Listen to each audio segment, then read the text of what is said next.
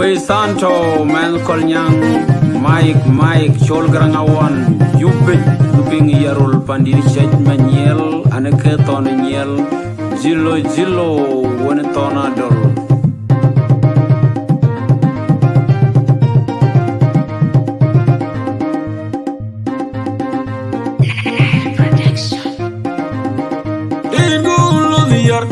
I think a kick a book a devil by Anyalinya dear Kuika Pingrin Gemana yet when I jang along a jedu Kega Parandi Madina Maja Kubo Makur Kega Bolikan Kuai Tatian Wagaridin Kegela Emmanuel when you go to the year. I think a kick a book a devil by Anyalinya dear Kuika Pingrin Gemana yet when I jang along a jedu Kega Parandi Madina Maja Kubo Makur Kega Bolikan Kuai Tatian Wagaridin Kegela Emmanuel when you go to the year. I think a kick a book a devil by Anyalinya dear Kuika Pingrin. Good morning, good afternoon, good evening, wherever you are tuning in. Welcome to Lagos State Media Beyond Boundaries. To our viewers, please share this video or interview with your closest circle to get proper information. I welcome our guest, Mr. Oyet Patrick, the President of the Union of Journalists of South Sudan. You are highly welcome to Lagos State Media. Before we Thank you very start the interview, give our viewers your first shot to greet them before we start. Welcome. Thank you very much. Thank you. Thank you for having me. Thank you, Lagos State Media, for always inviting me for shows. I'm grateful for that. And to all the viewers of Lagos State Media, I greet you all from South Sudan's capital, Juba. Do stay with us as we we discuss some of these issues that affect our country. Thank you. Thank you so much, Mr. Patrick Oyet. On 17th of March 2023, we confirmed the journalists who were detained by the security apparatus have been released. Mr. Garang John and Mr. Jacob Benjamin. Can you brief the public and share with us the outcome of their verdicts and of the two journalists being released, please? Yes, it is true that on 17th of March 2023, we confirmed that the two journalists who had remained in the custody of the National Security Service were set free.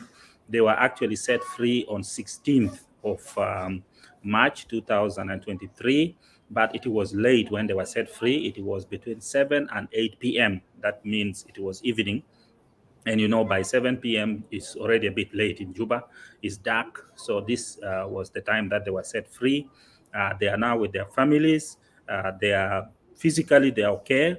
But of course, you know, when somebody has stayed away for a long time, especially when they have not been connected to the world in terms of internet, in terms of also friends seeing them and so forth, sometimes you find that psychologically, maybe they have some problems. These are things that we shall ascertain as we go forward, but we are grateful that they are out. We thank the media authority that we have been working very, very closely with them regarding the issues of these journalists. We also thank the Ministry of Information. They have been cooperating, availing us information, as well as the National Security. Every time we went to them, to get information, they have been available to give us information, to talk to us. They have never locked their doors really for us. So their doors have been open in as much as we did not get the chance to see the journalists when they were detained. Still, we could access national security facilities. We could talk to officials, which I think is really commendable. Yeah, so yes, we are happy. Everybody who was arrested is now out. That's very good. During their detention, when they still in the detention, did they receive any some interrogations like torture and all these things has happened, or they just physically all right? According to the information that we have, is that when actually they were taken to the National Security Facility, they were taken for investigation. There was a committee that was set to carry out investigation, and this investigation was carried out. And those who, were believed not to have any case to answer, they were released at first, and then another group, and then another group, until the last group is now out. And we also have questions that we ask. We say, why is it that this particular investigation took abnormally long? And the answer we got is that because the investigation, as it was going, other people were being mentioned. So you would not let the person who has mentioned another person to go. And then also you would want to bring another person to come and see if what he's saying is matching what has been said before. So anyway, those are the things we're told. But physically, we have talked to some of the people who are released, not all of them. All of them say they were not tortured. There was no really beating or nothing. They were okay, except, of course, when you are in detention, you are in detention. You are cut away from friends. You are cut away from families, from the world in terms of internet connection, reading newspapers, TV, watching, and so on. But physically, nobody really touched them. Okay. Do we have other journalists remain behind bars? No. At the moment, all the journalists are out of detention. There's nobody who is arrested. There's nobody who is behind bars. All journalists are free, and nobody is in jail as I speak now. Okay. When they are acquitted, now they are innocent. What the government or the security authority has said to them when they release them? What they find out after they went to the court?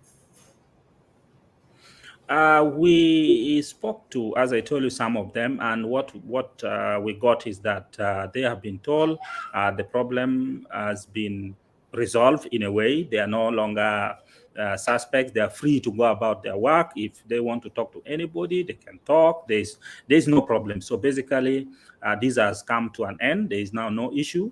They are free, and that's why they have been sent home. So we believe this is the end of the case. There is no any other issue, unless some other issue comes up later. But for now, as far as that case is concerned, the issue is behind us. Yeah, the issue of journalists harassment is, I think, has been going on sometimes in Juba. The journalists working down, they have been suffering of harassment, and some being detained, or they go through difficulties of how to do their work.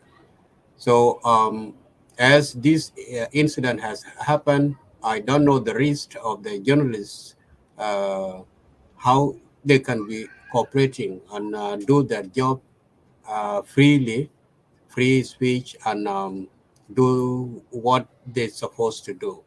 And the government has really restricted now, even they're using the mobile phone. Those who can just use your cell phone camera, they are now also banned in some events that are taking place. So what will be the way forward here for the union? What we can do? Yes, the way forward now is to engage with the government. We've already started talking to media authority on issues, of course, that concern us. They also have their concerns. So we are talking, but we are moving forward. The coming week, next week, in this March, we have an event where we will come together, under the support of UNESCO to discuss issues of media literacy. that will definitely help journalists, because media literacy should be given to everybody. You may have gone to school, you can even have a PhD, but you may not have that media literacy, so this is now something that we, together with UNESCO and other stakeholders, is being worked on, is important. A week later, still in March, we have another meeting where the government is coming, the Commission for Access to Information, together with other media stakeholders, UJOSS, AMDIS, and the rest of the stakeholders are coming, including UNESCO again, JICA. People are coming together again to discuss this issue of access to information, which I think is very good. As UJOSS, we are organizing some trainings. Just by the way, as the other journalists were being released on Thursday and Friday, we had also a workshop where we were teaching our colleagues on digital security, use of mobile phones and so forth. So a lot of things need to be done. We need to engage all the offices, including the Office of the President, in terms of relations between the journalists and government institutions. It is very, very important, because so many things are happening in the country that need journalists. Like even the peace deal implementation. The government officials are not going to walk door to door to mobilize people to work for peace.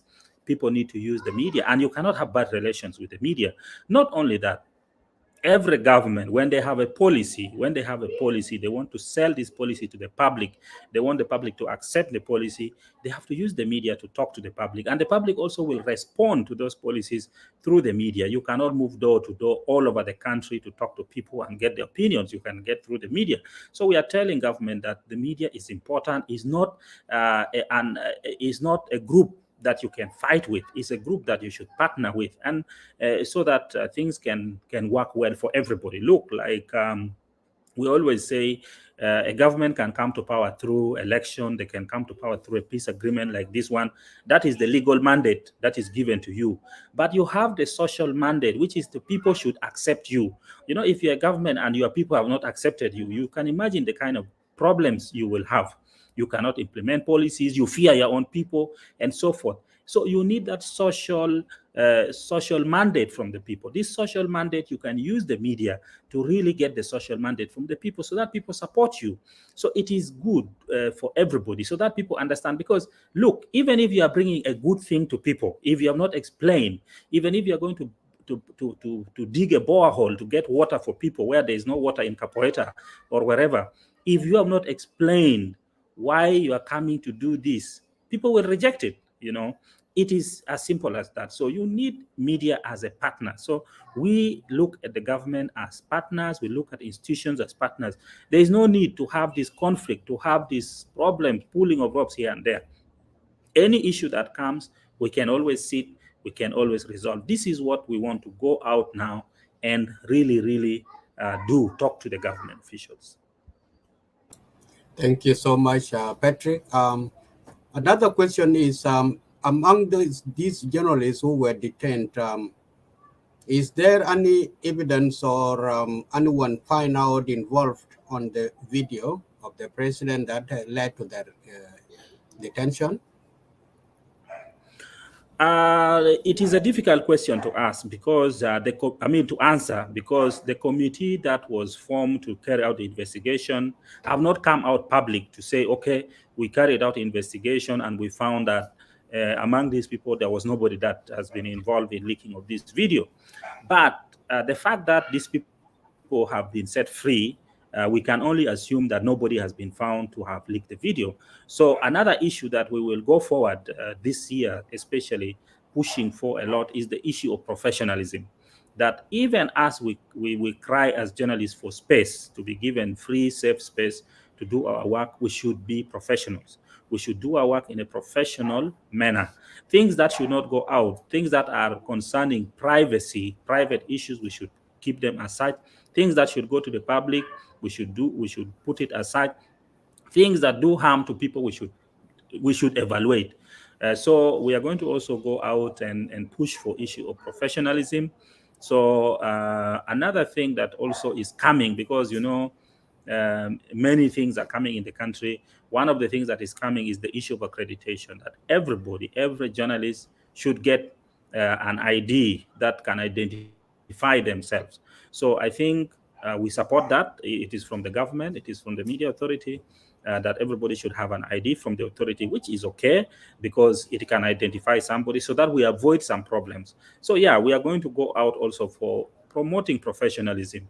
If we want to be respected, if we want space, if we want safe space, we should do our work in a professional manner. That's very good. Thank you. Thank you so much for that answer. Abraham is up here.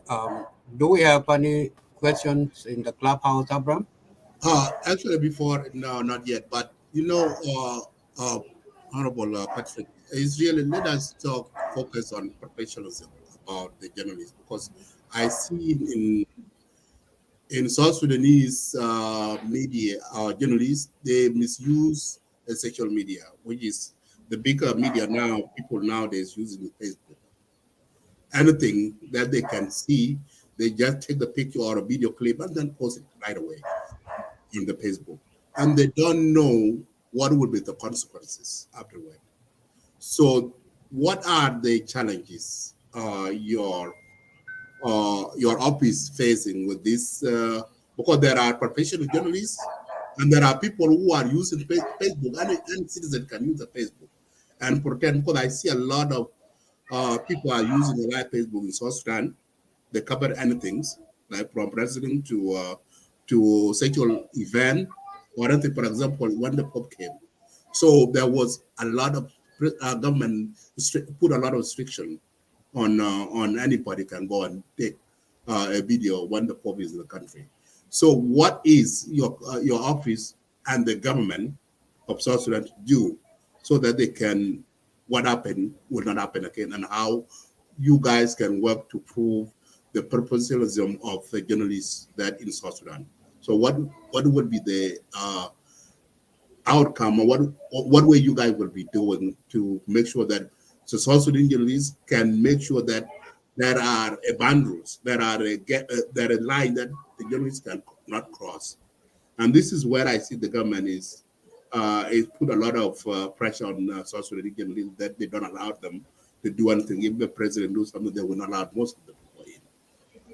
So can you focus, and can you tell what the difference between the professional journalism and those regular citizens that go outside and take a picture and video and put them on the Facebook? Thank you. Thank you very much. It's a very important question, because that is a very serious issue now. The internet is there. Everybody who wants to access can now access. And that has made things a little bit complicated for journalists in terms of, as you correctly said, anybody can take a video on the street and just post it. Anybody can take a picture, write something about it, and post. Now, what separates us professional journalists from those people? What separates us is what is called fact-checking. For us as journalists, we need to first double-check whatever we get. When we get anything, we should check. Now, there are also several things that we need to look at. We don't just forward things because we got them. Number one, there are things that you can check, and there are things that you cannot fact check. If somebody is giving opinion, you cannot fact check opinion. If somebody is giving something, talking of something in the future, that there will be elections in 2024, you cannot fact check this.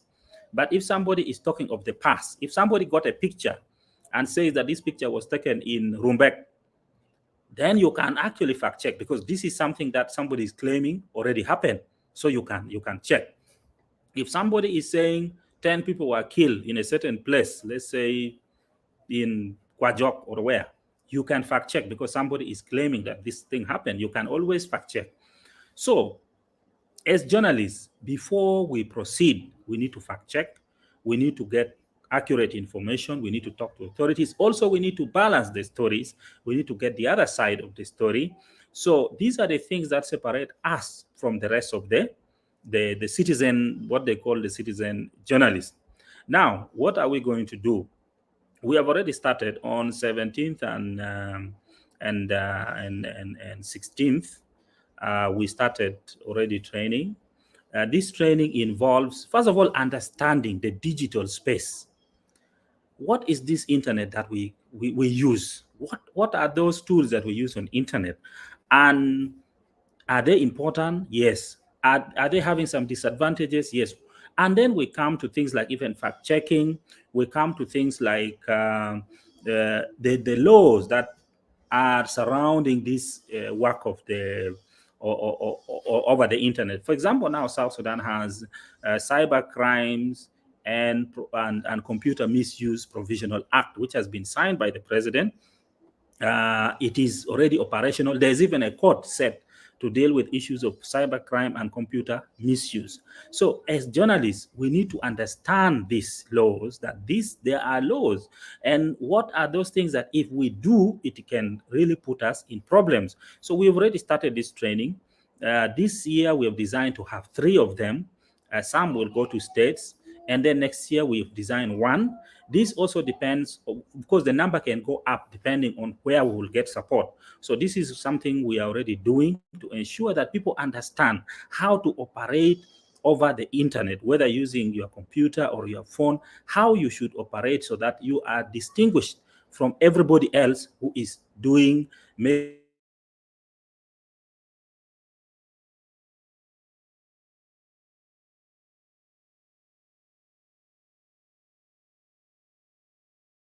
because there are reasons and there are ways to yourself to do the work. So we already are doing this, and we're going to continue to do more, and also to bring in government officials, which we also have started doing, like the training we've had. We brought government officials as well, so that we are all on the same page. We understand, and we can use the good that can be got from the internet for the betterment of the country. Those things that are not good, we leave them. So yes, we are doing something about the professionalism and how to operate over the internet. Thank you, Mr. Patrick. And another thing too, another question that I'm about the government, the way we see the government of South Sudan is not allowed South Sudanese journalists to interview president or any other high official. So they're more lenient, because I know how our Sudanese do it. They're more trusted the foreigners journalists than South Sudanese journalists. Why the government don't give the first priority to the citizen of South Sudan journalists that they can interview the president? I never seen any person within South Sudan go to the president and interview, except South Sudan TV. Like people like Innocent, for example, Lake State Media are always reaching out to the president's office, even to interview like the press secretary, and they decline. Why the government is here? They don't want any journalist, online media, or any other to come to interview one of the government officials, because the easy people we can reach are opposition, you see. But the government official, they decline. They don't want to be in social media anyway. So what is the problem here? Why, as the president of the journalists union, so what is the gap here? Did you guys address this with the government so that they can give a chance to the South Sudanese journalists so they can interview the government official? Thank you. Yes, thank you. We have continued to engage the government over this issue. We are facing these same challenges. It's not only online media, even the conventional media are facing the same problem.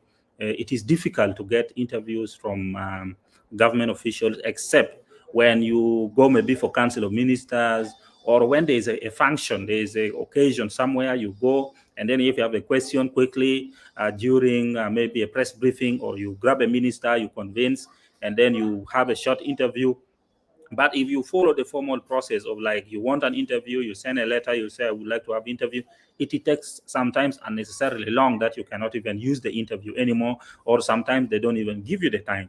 This is a challenge. This is a big challenge. The same to, as you correctly put out, the president, the office of the president. Yes, we do recognize that the press secretary, Lily Adieu, is still new in the office. She has not spent as much time as such. We've had talks with her. She had promised us certain things, but we also have seen a new trend coming where sometimes even when other presidents or prime ministers, or let me say heads of government of other countries come to Juba, even the information going out to the public or to the media, the way like you're supposed to be told, the Ethiopian prime minister is coming to maybe on Monday at 8 a.m. Please, journalists, you are required to be at the airport at 6 or 5:30, whatever time, so that you are checked and so on. We are seeing this is also not happening much now. You just get surprised that, oh, the Ethiopian prime minister is here. You hear, hey, the Sudan's foreign affairs minister is here. So these are not really good. They are not good. But we are talking. Actually, we are talking, and Lily herself, we've talked about some of these issues. We'll continue to talk, and she has promised that things will improve. But we'll continue to talk because it is getting difficult. You know, when you do not give information to the public, then you create a situation where rumors can be believed to really be the truth. And as you said, for me, and many other people know that the online media is the new and the future. Those who are still doubting the online media will be proven wrong, because even traditional media now are going online, because that is where people are now. The many young people now don't have time to sit and watch television. Many people don't have to take hours reading newspapers. They want to go online, look for Lake State Media, see what they are posting, see the interviews they are doing, and watch from their phones. You know, they are sitting in a taxi and they are watching. They're sitting, you know. So that's the future. That's where people are heading. So yes, there is still a belief among many government officials in South Sudan, unfortunately, who say, you know, social media is or you know, the new media or online media, these are not serious media. You know, even when you go to get sometimes, like when the occasion, some institutions will issue some cards, like press card. You say, I'm from Lake State Media. They say, which media? But you people are on social media. You are not a media. Are you seeing? So there is that kind of attitude, but they will be proven wrong. It is important to recognize the online media. It is where majority of the people can access actually information. Right now, if something happens and they put it on social media, and you put it, another person puts it on traditional media, the one on social media will be seen more. Papers, you can sell maybe 1,000 copies, but if you put that on online,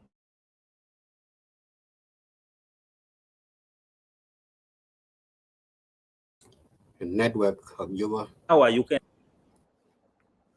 Yeah, network is not good. Yeah, and the issue of government officials really not being available to talk to the media is serious. We will continue to engage with them. They should provide information. As journalists, it is a right. It is a right that you get information, you get access to information, and you distribute to the public. So yes, we are pushing for this. Thank you, Patrick. And for those journalists, Garang John and Jacob Benjamin, that they released yesterday, I know that sometimes when you get out from prison or jail, you will be having a trauma because you've been cut away from your family, friend, and social media as a whole.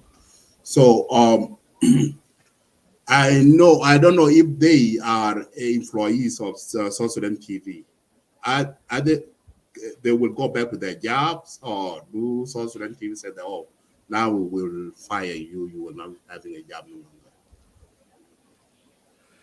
Okay, as far as I know, those who were released before those of before Garang and Jacob, they have resumed their work without any problem. For those of for Garang and Jacob, I do not know what will happen, but I believe that they will also go back to the position they were holding before. Now, talking about that, let me say a little bit about SSBC. The way people are employed in SSBC, there are very many categories. You have the category that is employed under public service. Those people are there. You have a category that was employed directly under the Ministry of Information. Those people are also there. And then you have another category that is those who are contributing, those who may not have been employed by the Ministry of Information, they are not employed by the Ministry of Public Service, but they are contributors at SSBC. Some of them are video editors, some of them are reporters, some of them are program producers, presenters, and so forth. So as far as we're concerned, all those who had these issues, they were suspected and they were detained. Those who returned, they have actually resumed their work. It is only Garang John, Jacob Benjamin, who just returned, and then Victor Lado and Mustafa Osman, who also just returned a few days ago, who have not yet resumed their work. So we believe strongly that there is no firing. These people will go back to where they have been working. Thank you, Patrick. And also, too, there is like a couple months ago, before this incident happened, we have seen in social media, Garang John and Sholdwar, they were doing promotion or that they were having their own show on SSP TV. So, and they said that they will be having a program on SSBC. So what if that program will continue now after this incident, or how that things so will work between this? Will they continue with that program? TV show? I will only give my opinion. I will only give my opinion. As I told you, Garang just came out and he has not resumed work. But I only can assume that they will continue with whatever program they were doing. I see they were doing a program called The Agenda. So I believe that they will continue with this program. They will do this program. And possibly we will see it. We will see it on air. At the moment, there is nothing that we've had as far as restriction on what they should do, they should not do. No, there has been no restriction. They have just been set free to resume their normal life, to resume their duties. So unless it is the presenters who may say now they don't want to do it, but I believe very strongly that they will resume whatever work they had planned. Thank you so much. Yeah, I'm glad that the government has taken that decision to release these journalists, because it's important. And this is how, because when they were arrested, everybody just came on social media with propaganda, or this, and it turned out it's not true, because when this incident happened, we have seen a lot of fake news that there are some of journalists who has been killed and some were missing, all of this. So is any seen then up to now, is any case you see that there is any journalist missing or has been loss of lives in then up to now? No, there's nothing. There's no journalist missing. No journalist has been killed. By the way, the last journalist who was killed in South Sudan was in 2017. That was the American journalist Christopher Allen, who unfortunately lost his life in Kaya. That was the last journalist that was killed in this country. And we are happy that the situation should continue like this. Nothing again should happen to a journalist. So at the moment, nobody's arrested, nobody's killed, nobody's missing. Thank you so much, Patrick. I yield my microphone back to you, Isaac. Thank you. All right. Thank you so much, Patrick and Abraham. I think this is a good briefing that you briefed the public. At this juncture, I believe if there is no any question. I have a question from Clubhouse. I have Samuel. Okay. Let me give this chance to Samuel. Samuel, can you hear me? Samuel, you can go ahead and ask your question. I hear you, yes. I hear you. Patrick, can you hear him? Yes, I can hear you. Okay, go ahead, Samuel. Okay. Hi, Mr. Edmund Yakani. No, it's not Yakani. Samuel, it's not Yakani, it's Patrick Oyet. Oh, Patrick, okay. Yeah. Sorry. Yeah, I know Patrick. The TV Mr. Patrick,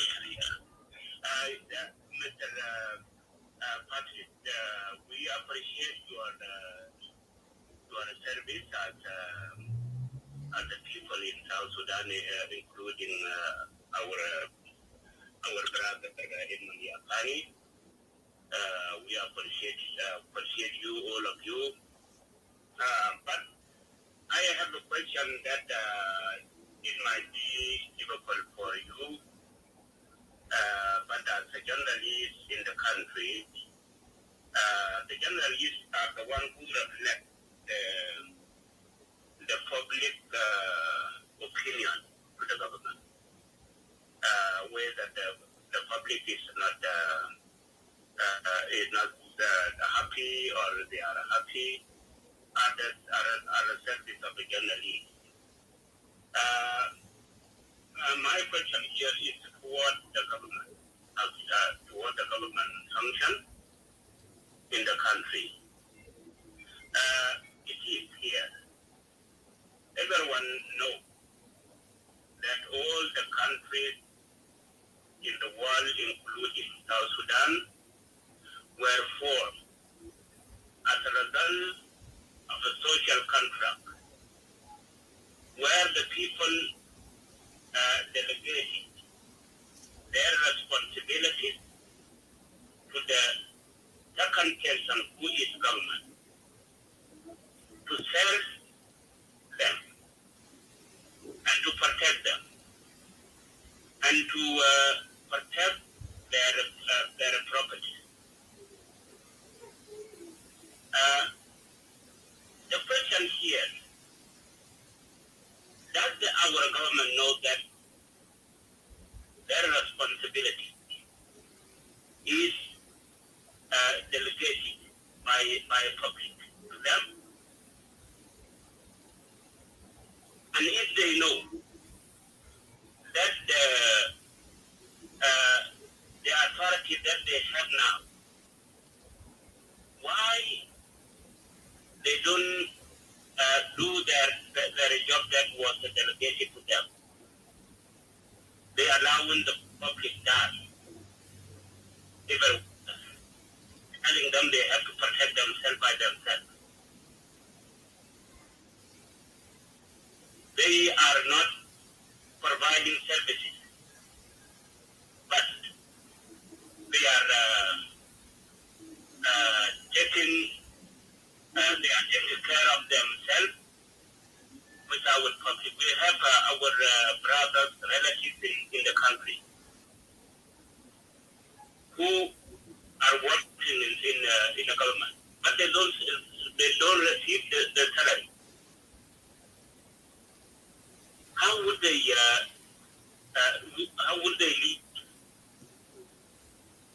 And the big people are sending money abroad.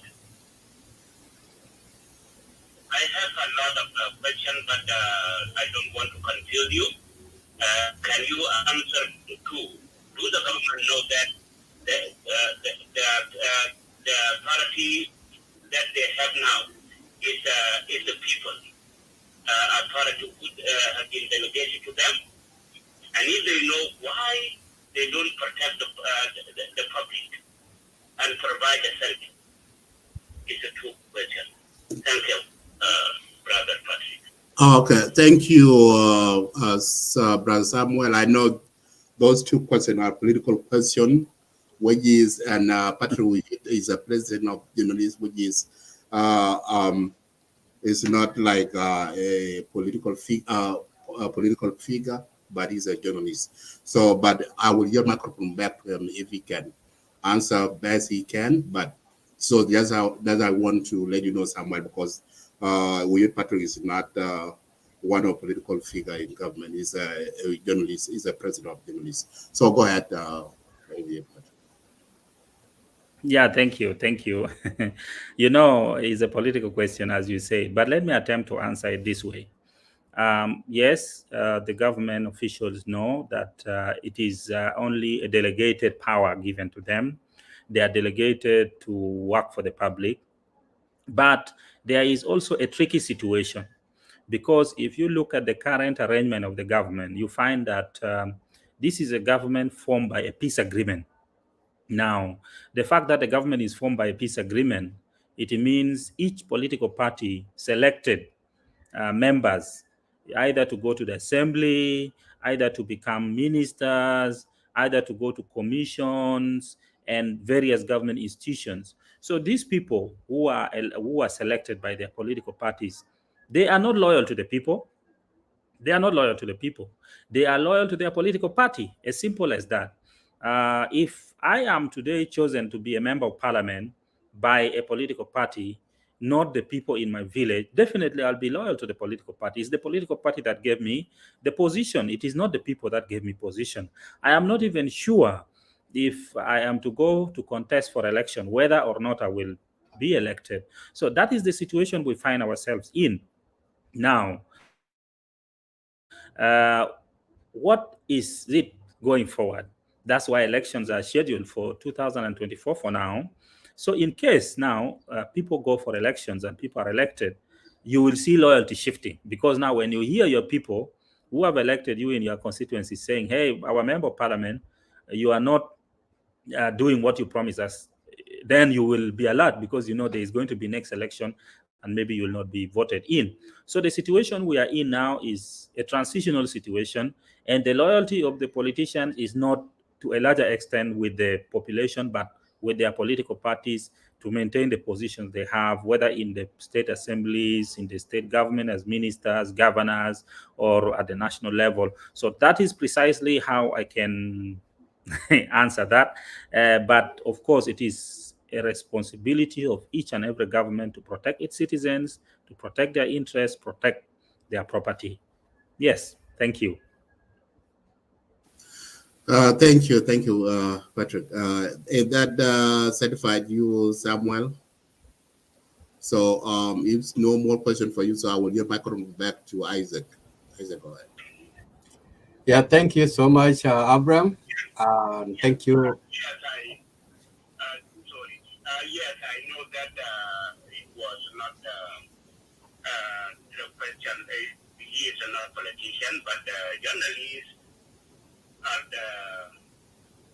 the people who work between politician and the public.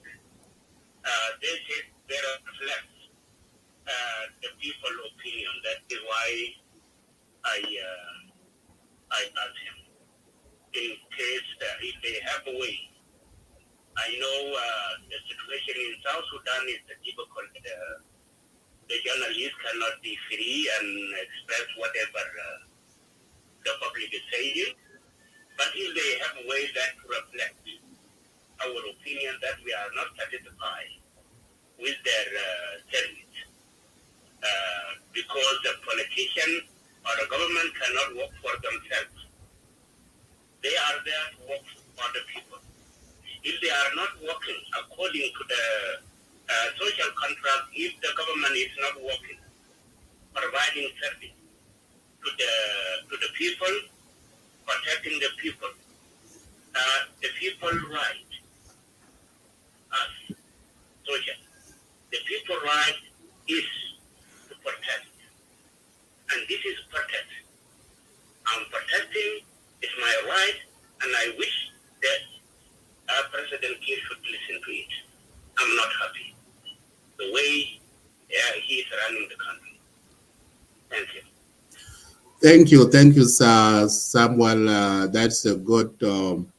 It's a good. Yeah, you have right, and it's every right for citizen to press his or her feeling. What if government is not doing what it's supposed to do? And we will be working hard to reach out to those government officials so that we can bring into the in the media so that you citizen can ask your concern to them. So you are right. Thank you. I appreciate it. So go ahead, Isaac.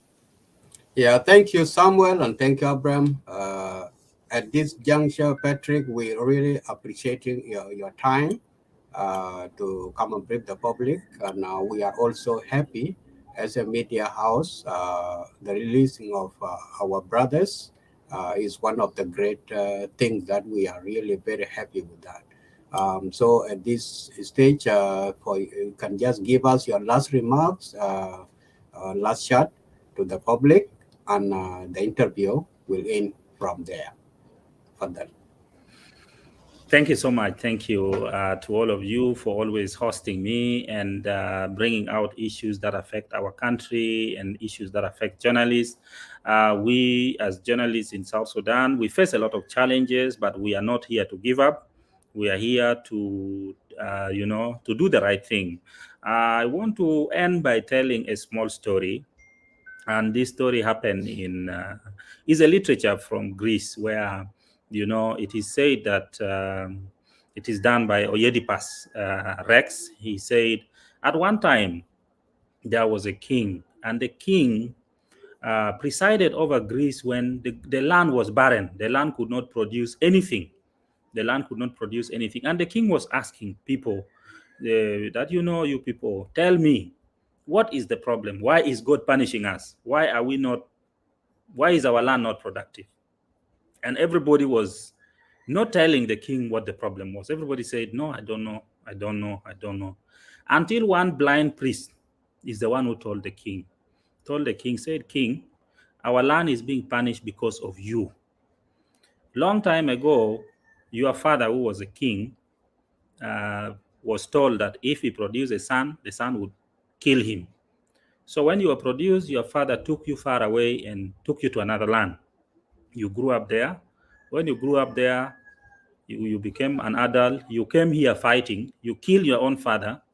And then you married the queen who is actually your mother. This is why God is punishing us. Are you seeing? So King said, oh, I did not know. So let me now look for ways of correcting the wrong that I have done.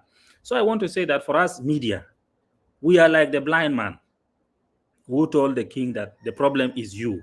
For us as media, our work is to tell everybody things the way they are. If this is wrong, if the government has failed to do ABCD, we should say here the government has failed and it is up to the government to correct itself. And that is our work. Sometimes in doing this work, just like many people in Greece could not tell the king the problem because they fear that maybe the king would kill them, it is sometimes people look at us like we are the problem.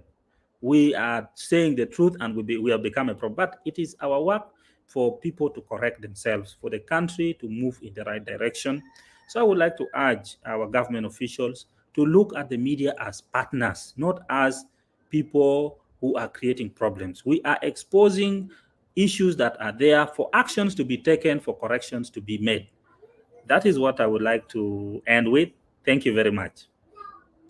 Thank you so much. That's a very good story. Thank you, Patrick, for your kind and good leadership that you have shown us as journalists in the country. It's really thrill to all of us. And we are wishing you all the best, and the things will change as we continue.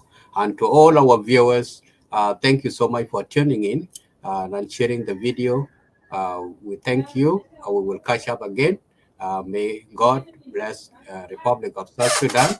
May God bless us, all of us, and have a good evening in Juba, and good afternoon, good morning in USA, and good night for us here already in Sunday in Australia. Thank you. Have a good time. Thank you. Thank you. Thank you. We Santo man kolnyang Mike Cholgrangawan Yupit Luping Yarul Pandiri Shet Maniel Anaketon Niel Jilo Wenetona Dol.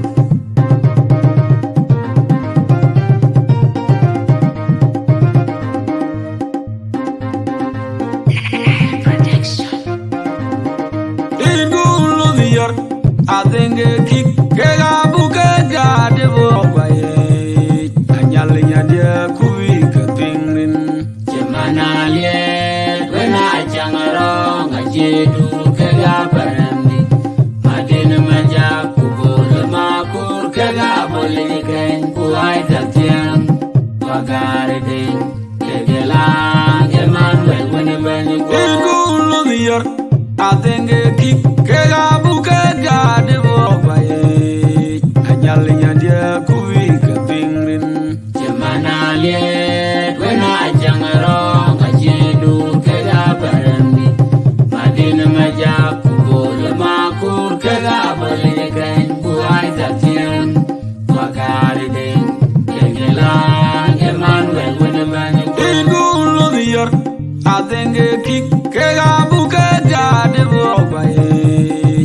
nyal nyandia kuvi kapi